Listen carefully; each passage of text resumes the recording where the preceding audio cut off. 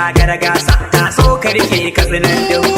Wanda kake ka cancanta, Dakta Ahmad Adamu jagoran katsinan dinko. Katsinawa ga zaɓi ya zo ku fito mu rike shi da alkhairi. Wanda kake ka cancanta, Ali ya jari ce gun kowa lallai tafiyarsa akwai sirri. jagoran katsinan dinko. Don ba ka nufin kowa sharri sai dai ka nufe shi da alkhairi. Lallai Dakta ka cancanta, Ka sami yabogun al'umma ka so ka rike ka tsinan dinko. wanda kake ka cancanta, Dakta Ahmad Adamu jagoran katsinan dinko. Kulkani mu gaida uban gayya a tiku baba jimin zakiya. Wanda kake ka cancanta, Rugun babban motsi babban jirgi sarkin aiki. jagoran katsinan dinko.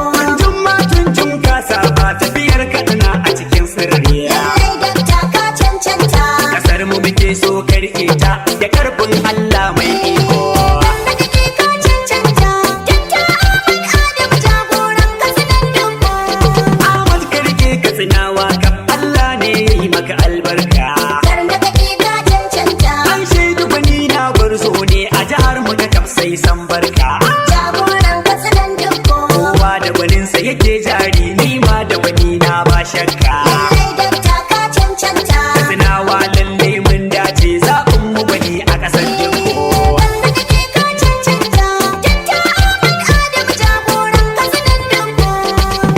Allah ya ji kan Umar Musa ƴaƴansa ya sa masa albarka. Wanda kake ka cancanta, Dan kirki mai aniyar kirki Allah ya ji kan karhamshe ka. jagoran katsinan dinko. Allah sarki mun ci na baya da yanzu kasar mu ana harka. Lallai Dakta ka cancanta, Da ɗan ado ya yo gado mu fito mu raka shi cikin dinko. wanda kake ka cancanta, Dakta Ahmad Adamu jagoran katsinan dinko. Shukar masara in ba lema wayan banza ne ba shakka. Wanda kake ka cancanta, Mun gano duk yuyuyu ce ba ma sha'awar waccan bukka. jagoran katsinan